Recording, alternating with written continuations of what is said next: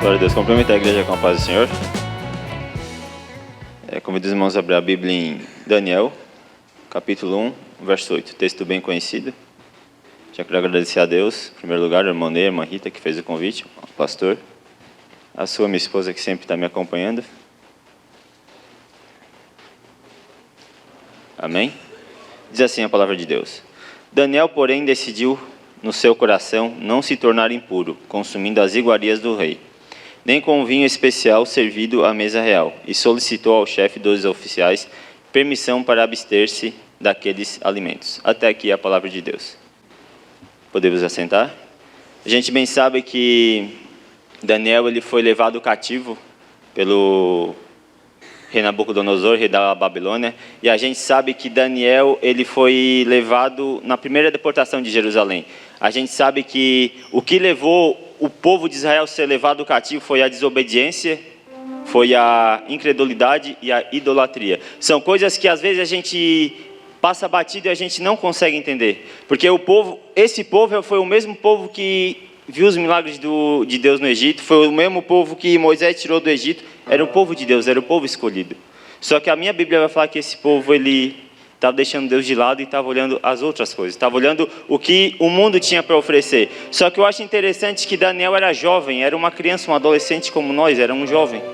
E ele decidiu no seu coração não se contaminar com a imundícia que aquele povo estava dando para ele. Ele decidiu porque ele podia pegar. Ele estava longe do pai, estava longe da mãe, do pastor, ninguém estava vendo ele. Ele podia até pensando, poxa, estão me levando preso. Eu estou longe da minha família, eu estou longe de tudo.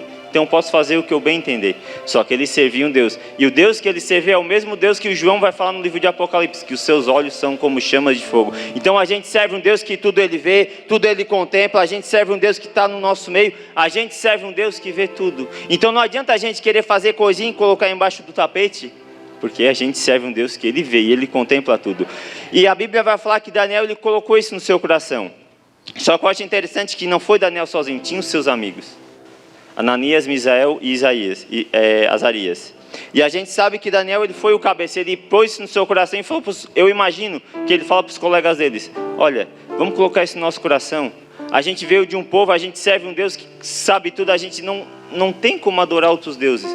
Porque Daniel ele era temente a Deus. E Daniel ele coloca isso no seu coração e a Bíblia vai falar que Daniel ele é alimentado por vegetais, se eu não me engano. E mais um pouquinho para frente a Bíblia vai falar que quando o rei chama eles para fazer um check-up neles, Daniel e seus amigos eram os mais bonitos, eram os mais inteligentes, eram os mais bem vistos. Ou seja, a gente serve um Deus que cuida do seu povo. A gente serve um Deus que vela pelo seu povo. A gente serve um Deus que tem compromisso com quem tem compromisso com ele. Porque Daniel, pastor, Daniel ele teve compromisso com Deus. Daniel ele decidiu em não se contaminar. Daniel decidiu em viver para Deus. Daniel decidiu em não viver para aquele mundo. Daniel sabia em quem que ele cria. Daniel sabia que Deus ia com ele. E a Bíblia vai falar que Daniel então decide isso. E Deus, a gente conhece a história, a gente sabe que Deus exalta Daniel, coloca num patamar alto. Só que a gente sabe que Daniel também passou perrengue. A gente sabe que talvez Daniel foi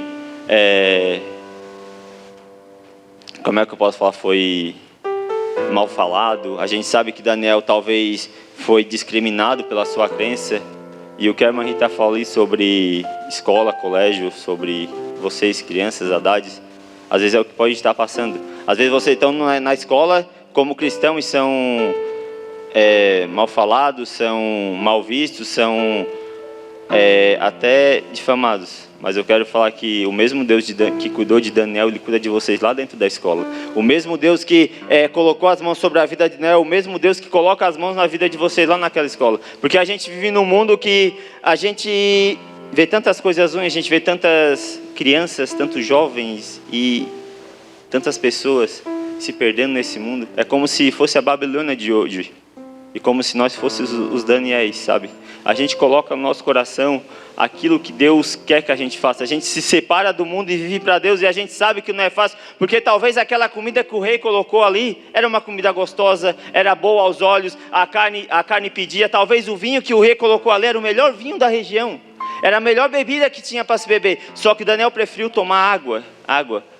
E a palavra de Deus é água viva. A palavra de Deus, ela nos restaura. A palavra de Deus, ela nos enche. A palavra de Deus, ela nos conduz. Então, que sejamos igual Daniel, que a gente venha se separar do mundo e a gente venha viver para Deus. Porque a minha Bíblia fala no Salmo 191, que quando a gente guarda a palavra de Deus no nosso coração, e o Salmo 190, verso 5 vai dizer que a palavra de Deus, a tua palavra é lâmpada para os meus pés. É ela que nos guia, é ela que nos leva a lugares altos. Porque Daniel, ele estava na Babilônia, é um lugar escuro, é um lugar que ele estava preso.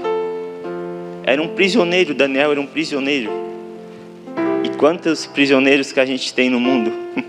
Quantos jovens, adultos, homens, mulheres, quantos presos que o mundo está fazendo hoje. Uma vez eu escutei o irmão William falar uma coisa certa na escolinha dos jovens, que a gente vive num mundo de cadeia de portas abertas. E o dia que essa porta se fechar, quem estiver lá dentro não vai ter mais chance. Então a gente tem que aproveitar o hoje, a gente tem que aproveitar o momento que Deus nos dá hoje, para a gente poder levantar a mão, para poder glorificar o nome do Senhor, para poder expressar algo para Ele, porque é isso que Ele quer escutar, é a nossa adoração, é a nossa gratidão. Daniel, ele adorava ao Senhor, a Bíblia fala que ele orava, ele virava para Jerusalém, abria a janela e orava. Ele tinha prazer em estar com o Senhor, em estar em conexão com o Senhor. E nós? A gente bota tantas coisas na frente, pastor. A gente bota tantas outras utilidades na frente, a gente coloca tantos afazeres na frente de Deus, e quando a coisa está apertando, daí a gente vai se lembrar que a gente serve um Deus, aí a gente se lembra que a gente serve um Deus que tudo vê, a gente se lembra que a gente serve um Deus que é dono da prata, é dono do ouro, é médico dos médicos, é rei dos reis e senhor dos senhores, e a gente se escabela e chora e fala com Deus, e às vezes a resposta não vem, e a gente acaba culpando Deus. Só que a gente tem que entender que nós somos o culpado. Deus, ele sempre está de braços abertos. Deus, ele sempre quer o nosso melhor. Deus, ele sempre quer estar pertinho da gente. Só que a gente, às vezes, se distancia de Deus. Colocamos uma barreira entre nós e Deus. Só que a ferramenta para quebrar essa barreira, nós que temos.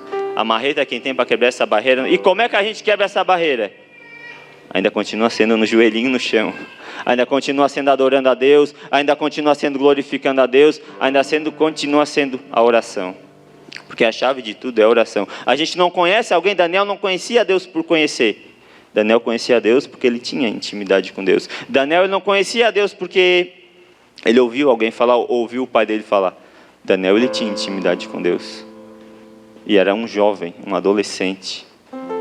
Eu imagino ele pequenininho, sabe, pequenininho na frente daquela mesa, talvez querendo comer algo, mas o seu coração queimava pela presença de Deus, o seu coração ele ardia pela presença de Deus, o seu coração ele queimava em estar mais perto de Deus e não se contaminar com aquilo. E era um jovem, era um adolescente pequenininho. E nós, às vezes a gente se deixa levar por tantas coisas. A Bíblia vai falar, pastor, se eu não estou equivocado, que aquilo que para os nossos olhos é bom, o coração não presta. Aquilo que parece que para nós é bom, o nosso coração, para a nossa alma, para a nossa vida espiritual não presta. Porque Deus ele sabe o que é melhor para mim e para a tua vida. Deus, ele sabe os nossos caminhos. Deus, ele conhece, a Bíblia fala que ele conhece a mente, ele esquadrinha a mente, conhece o coração, conhece a nossa intenção, conhece o nosso levantar, conhece o nosso deitar, conhece o nosso caminhar. Ele sabe até antes mesmo de nós falarmos.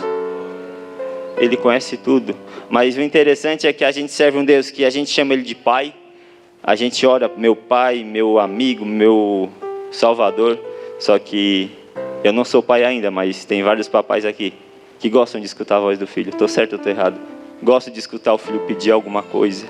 Então você está na casa do pai, aproveite o momento, peça algo para Deus, fale com Deus, derrame a sua lágrima a Deus, expresse algo para Deus, levante a tua mão, não perca a oportunidade. O mundo está aí fora de braços abertos, querendo abraçar essas crianças, esses jovens, abraçar a igreja de Deus. Mas eu louvo a Deus, porque assim como Daniel colocou no seu coração e não se contaminar com o mundo, aqui a igreja da Cabeçuda também colocou isso no coração. E não se contaminar com o mundo e viver na palavra de Deus. Hebreus 4:12 vai dizer que a palavra de Deus é viva e eficaz. E Daniel, ele preferiu ser fiel a Deus. E é interessante que eu lendo essa passagem, estudando essa passagem, me veio na mente José. José também era um moço jovem. José também não teve uma vida fácil. A Bíblia fala que José ele foi vendido por seus irmãos, foi jogado no poço, foi escravo. A Bíblia também vai falar que ele foi governador, Deus o exaltou ele. Só que eu acho interessante na vida de José que a minha Bíblia vai falar que a esposa de Potifar acha graças aos olhos de Josué. Só que o que Josué faz quando vê o perigo? Ele dá no pé. Ele foge. E a Bíblia vai falar que é mais fácil a gente fugir da aparência do mal.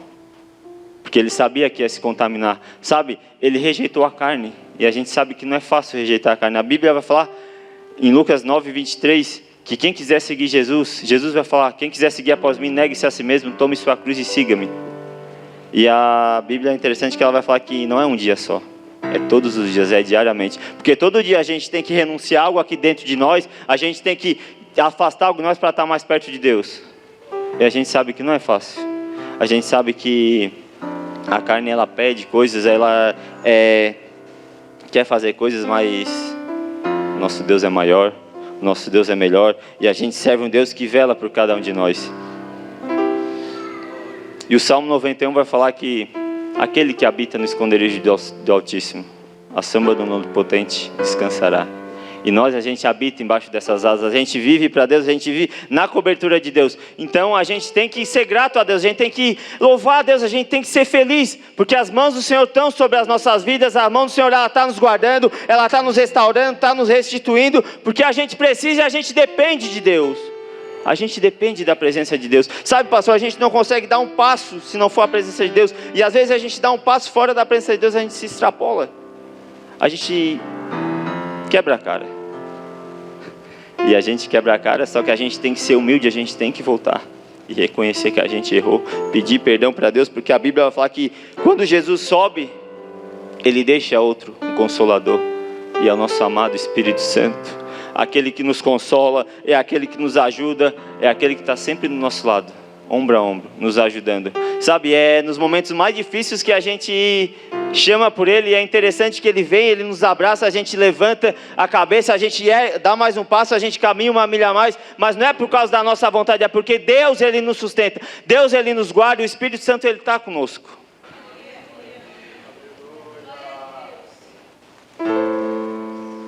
E o mais incrível é que a gente vive tudo isso aqui nessa terra.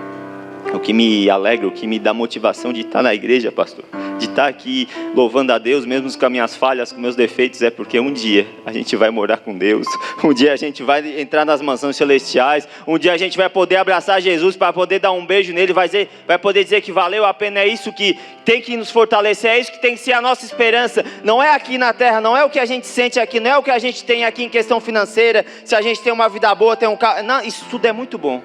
Mas o que nos motiva mesmo, o que tem que motivar um cristão, um jovem cristão, um adolescente que está na igreja, que vive para Deus, é que um dia esse céu vai se romper, Jesus vai vir lá de cima e vai arrebatar a sua igreja, e a gente vai poder morar com Ele no céu, vai se cumprir aquilo que a Bíblia fala, que não vai ter mais choro, ninguém vai mais chorar, vai ser só alegria, a gente vai só dizer santo, santo, santo, porque a gente vai estar com Deus, a gente vai estar num paraíso, e é isso que tem que nos mover. Não é bens materiais, como eu falei, não é um cargo bom, não é nada disso. Sabe, Davi, quando ele peca, a gente conhece a história que Natan, ele aponta o pecado de Davi. Eu imagino Davi rasgando as suas vestes e falando para Deus, como ele fala: Senhor, pode tirar reino, pode tirar cavalo, aleluia, pode tirar ouro, pode tirar o que tu quiser, mas não tire de mim o teu Espírito Santo, não tire de mim a tua presença, a tua graça, porque é isso que importa para a vida de um crente, para a vida de uma pessoa. Sabe, aquela chama, aquela vontade de estar mais perto de Deus, aquela comunhão com Deus, aquela presença maravilhosa. É isso que nos move, é isso que nos motiva. Cada vez mais que passa, parece que as coisas vão apertando, o cerco vai fechando. Cada vez que está chegando a hora, parece que está dando tudo ao contrário. A gente vê tantas coisas nessa rua, a gente tem esse carnaval agora. Quantos jovens, quantos amigos de vocês, quantos amigos nossos que poderiam estar aqui nesses bancos, amigos de cada um de nós, mas estão lá se drogando, se prostituindo, fazendo coisas absurdas. É a Babilônia que está aí fora. E a gente, como Daniéis de Deus, a gente tem que fazer a diferença. E não só fazer a diferença, mas falar para eles que existe um Deus que salva, que existe um Deus que liberta, que existe um Deus que restaura a família. Não é só estar na igreja, não é só essas 4 paredes, é muito bom estar aqui. Eu sempre falo que aqui a gente vem para recarregar as baterias, para a gente fazer a diferença lá fora. Porque é lá que é o nosso campo missionário, é lá onde que a gente tem que falar do amor de Deus, é lá que a gente tem que fazer a diferença, é lá que a gente tem que bater no peito e dizer, eu não vou me contaminar com esse mundo, para eles verem que o Espírito Santo de Deus está na vida de cada um de nós, de cada crente, de cada irmã do círculo de oração, de cada idade, de cada jovem, de cada obreiro, porque a gente tem que fazer a diferença, a gente não pode andar com eles como eles querem, a gente tem que andar na contramão do que o mundo faz. Mas para a gente andar na contramão do que o mundo faz, a gente tem que ter base, a gente tem que andar segundo a palavra de Deus, a gente tem que viver num caminho reto. É como o irmão João falou, nosso testemunho vale mais do que uma pregação, sabe? É tão bonito quando a gente chega e alguém fala, é um homem de Deus, é uma mulher de Deus. A gente tem argumento, a gente pode falar algo. Então que nessa noite a gente possa fazer a diferença. Não só dizer que é cristão, não só dizer que eu frequento uma igreja para ter um nome bonito, para ter uma popularidade, mas que a gente possa fazer a diferença, que a gente possa fazer como Daniel fez. E o que eu acho interessante na vida de Daniel é que no mesmo livro de Daniel, no capítulo 6, a Bíblia fala que Daniel ele vai para a cova de leões. E me chamou a atenção porque o que Daniel fez lá no começo do livro, aquela decisão que ele tomou de não se contaminar com o que o rei deu para ele, com os manjares do rei, resultou lá na cova de leões. Porque talvez, pastor, eu fico imaginando, se Daniel quisesse, pegasse, Deus não ia livrar ele da cova de leões. Então, o que a gente tem de atitude hoje, o que a gente decide hoje, vai refletir no nosso futuro. E vocês, adolescentes, o que vocês plantarem hoje, o que vocês decidirem hoje, vocês vão colher um dia. Então decida plantar na presença de Deus, decida germinar, decida crescer na presença de Deus, porque vocês vão ser abençoados. E assim como Daniel fez, como Daniel foi. Daniel ele estava na cova de leões, dos leões, e a Bíblia vai falar que o rei Dário ele não dorme, jejua e fica ruim. E eu imagino ele descendo de manhãzinha cedo, correndo e chamando Daniel, que Daniel fala, estou aqui, porque Deus me salvou, porque Deus me livrou. Olha o testemunho desse jovem, uma criança, um adolescente. Então que nós possamos fazer a diferença, não só na igreja, mas em todos os lugares que nós somos inseridos. Porque nós somos representantes de Deus aqui na terra. Nós fomos escolhidos para fazer a diferença, porque nós não somos daqui. Como eu falei, a gente pertence a um céu. A gente vai morar com Cristo. Mas enquanto a gente está aqui na terra, que venhamos fazer a vontade de Deus e que venhamos fazer a diferença. Que possamos trazer mais jovens, mais crianças, mais pessoas para a igreja, porque essa é a nossa missão. É espalhar o evangelho, é falar do amor de Deus e servir de testemunho para as pessoas lá fora.